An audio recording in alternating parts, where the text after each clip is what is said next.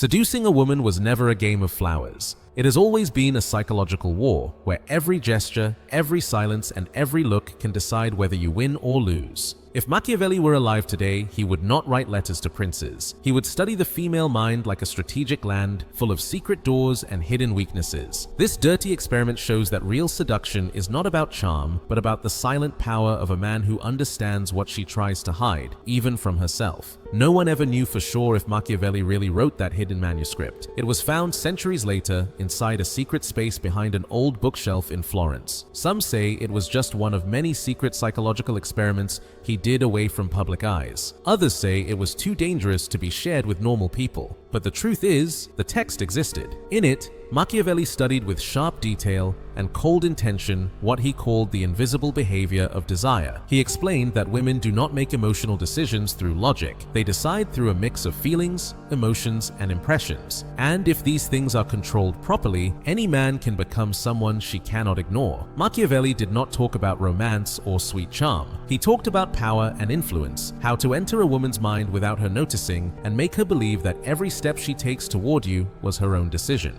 According to the manuscript, it starts even before the first look. Machiavelli said, "Seduction begins with scarcity, not presence. A man who is always available loses value because he gives his energy without control, without limits, and without purpose. He becomes predictable, and predictable men do not seduce." He wrote, "A rare man is worth more than a perfect man." This meant the first weapon is not charm or talking, but strategic distance. He explained that distance creates curiosity, and curiosity is the first crack in a person's emotional wall. A woman does not get attached to what she already understands. She gets attached to what she still cannot figure out. That is why Machiavelli said the biggest mistake men make is trying to be understood too far. In the experiment, Machiavelli tested this with a group of men. He told them to stay one step behind the women they wanted to win. Not far away, not cold, just one step behind.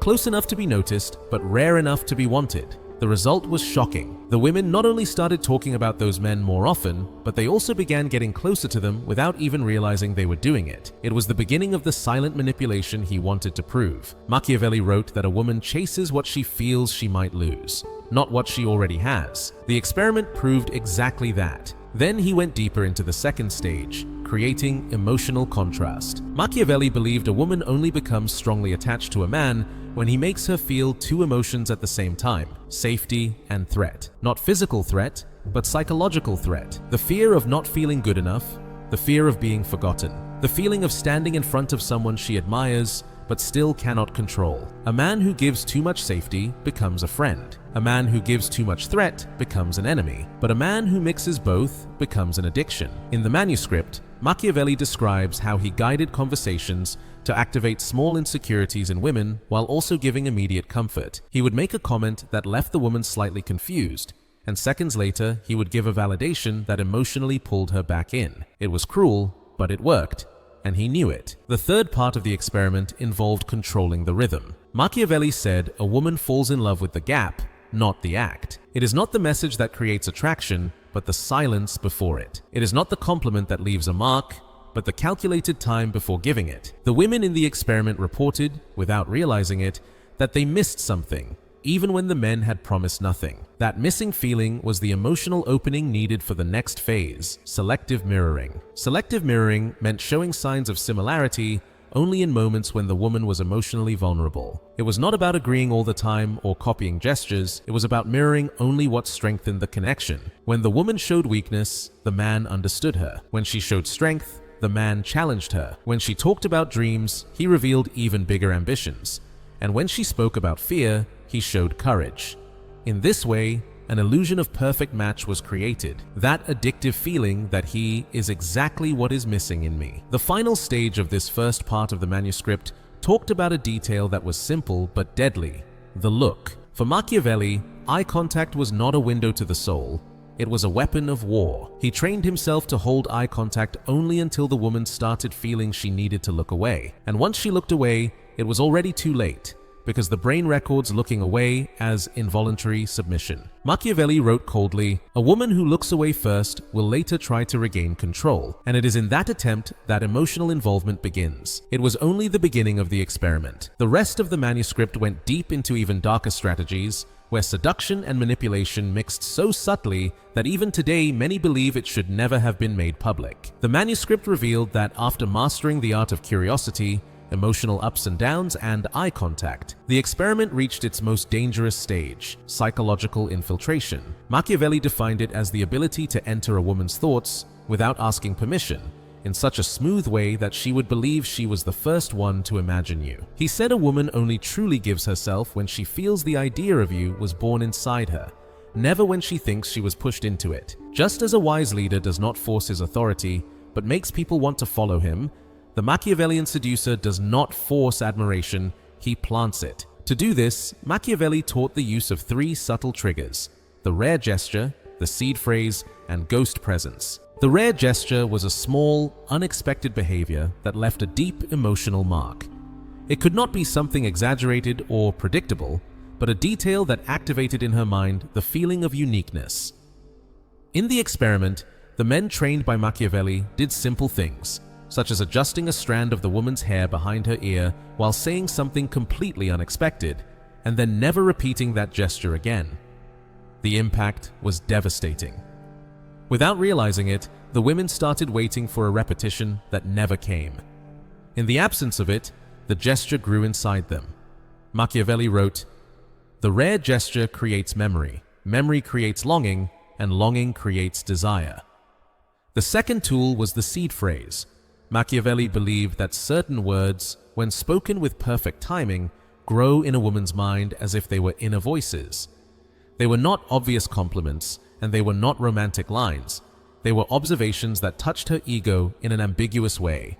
Something like, "You have no idea how much people underestimate you," or, "It's funny, you look strong but you carry a lot that nobody notices." When a woman heard this, she tried to prove to herself that he saw her in a way no one else did. In the experiment reports, many women admitted they kept thinking about those phrases for hours, sometimes for days, trying to understand what they truly meant. That was the goal. The seed phrase was not meant to be understood immediately, it was meant to grow on its own in silence. The third technique, which Machiavelli considered the most advanced, was ghost presence. Here, the man needed to learn how to leave emotional traces that remained even when he was not present. Not messages, not insistence, but a mental presence. Machiavelli taught that the trick was to alternate small absences with small emotional deliveries, creating a cycle in which the woman would start wondering on her own where he was, what he was doing, or why he still had not appeared. The secret was to seem busy with something bigger than her, but without ever creating the feeling of disinterest. In the tests, when one of the men disappeared for a few hours after an intense conversation, the woman reacted with a mix of restlessness and expectation. And it was in this emotional gap that true seduction became stronger. Machiavelli wrote something disturbing about this stage. A woman only overthinks a man when she realizes she does not have full control over him. For him, the male mistake was giving control too early. He observed that when a woman felt she could predict all of a man's reactions, she quickly placed him in the neutral category, the ones who create no emotional impact. But when she could not predict him, she began creating theories, scenarios, and possibilities inside her own mind. And the more she imagined, the more emotionally connected she became to his presence. "A woman's imagination is my ally," he wrote. That is where seduction is completed. The manuscript then continued by describing the fourth stage, the construction of the irresistible identity. Machiavelli claimed that to deeply seduce a woman, it was not enough to have charm, presence, or mystery. It was necessary to create an emotional character that fit her weaknesses. He said, "Every heart has a crack. The one who seduces is the one who knows how to find the crack and shape himself to it." That is why, during the experiment, Machiavelli ordered each man to carefully observe not what the woman said, but what she avoided saying. Silence always revealed more than words. And when a woman, even without meaning to, let something slip, a micro gesture, an unresolved memory, a distant look, or a melancholic sigh, that was where the Machiavellian seducer built his identity. The irresistible identity was not a fake role. It was a real version of the man, but calibrated. He kept his beliefs, but highlighted certain qualities the woman deeply valued, and hid traits that could break the charm too early. It was like polishing his own image until it fit her emotional shape. This included the way he spoke, the tone of his voice, his humor, his posture, and even the way he reacted to provocation. In the diaries left by the women involved in the experiment, many said it felt as if he understood them without effort. They never realized that this understanding was calculated, shaped, and refined to meet their unconscious expectations. At the end of this second part, Machiavelli wrote a sentence that summarized the entire logic of manipulative seduction. A woman does not fall in love with the man, she falls in love with the version of herself that awakens when she is in front of him. This sentence guided the rest of the manuscript, which would go even deeper into the darker zones of female psychology and into strategies he considered too powerful to be taught to the common man. The third part of the manuscript entered one of the darkest areas of the experiment: emotional manipulation through contrast. Machiavelli believed no woman gives herself to a man who offers only comfort. He said the female heart needs peaks and valleys, moments of intensity followed by calm, so that desire can grow in a real way.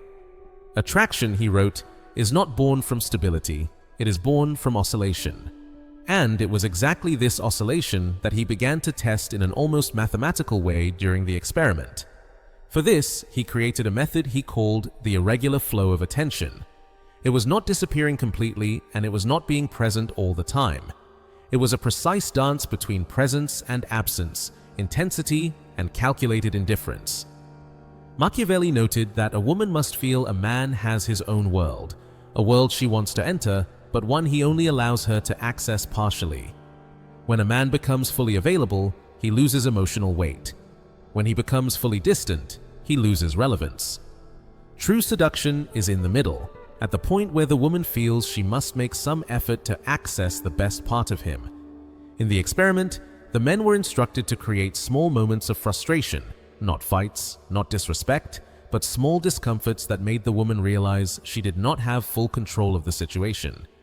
This included taking a few extra minutes to reply, ending a conversation at the peak of her interest, or changing the subject when she was expecting validation. The goal was not to irritate her, but to activate the part of the mind Machiavelli called the instinct of emotional conquest. Women, according to him, become more involved with what they have not yet mastered, and less involved with what is already guaranteed. But Machiavelli's dark genius appeared in the next stage. He rewarded this frustration with controlled doses of deep attention. When the woman started to feel slight unease, the man offered a gesture, a phrase, or a presence that made her feel unique again. This cycle of tension and reward created a silent emotional dependence. In the reports of the women analyzed in the experiment, many said they felt something different when speaking with these men, a mix of anxiety and comfort. That was exactly what Machiavelli wanted, the feeling of emotional addiction. He wrote, "A woman confuses emotional intensity with deep connection." For him, if a man could create emotions strong enough, even conflicting emotions, he would create a psychological anchor that would be almost impossible to break. The human mind, according to him, becomes attached to what makes the heart swing, not to what keeps it stable. That is why warm, weak relationships disappear, while complex relationships become unforgettable. Machiavelli understood that by controlling the emotional climate, the man controls the rhythm of attachment. Next, the manuscript described one of the most controversial techniques of the experiment, the illusion of exclusivity. Here, Machiavelli said, the woman must believe